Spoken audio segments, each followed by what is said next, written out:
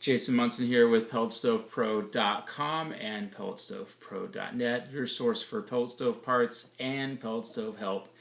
And you may be looking at different brands of pellets and deciding which brand would be the best.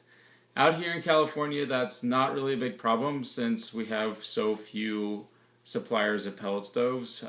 There's actually only two places in town that I can even get pellet stoves. One is the pellet stove dealer and the other is Home Depot. Those are the only reliable ones. I live in kind of a small town. If you live out on the East Coast, though, you might have a lot of different options between hardwood and softwood pellet stoves. And which one is the best?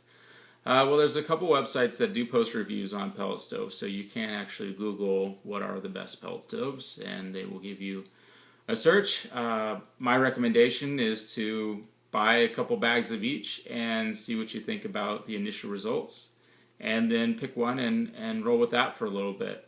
More than what brand you choose is actually keeping the pellet stove clean, and at least once a year, possibly twice a year, or maybe a good rule of thumb is once a ton of pellets, is to take it apart, clean out behind the fire brick and in the combustion fan chamber, and clean out the chimney. That actually makes a much bigger difference with how the pellet stove runs. Although I do hear that between the hardwoods and the softwoods on the East Coast, that there can be a big difference in how they burn.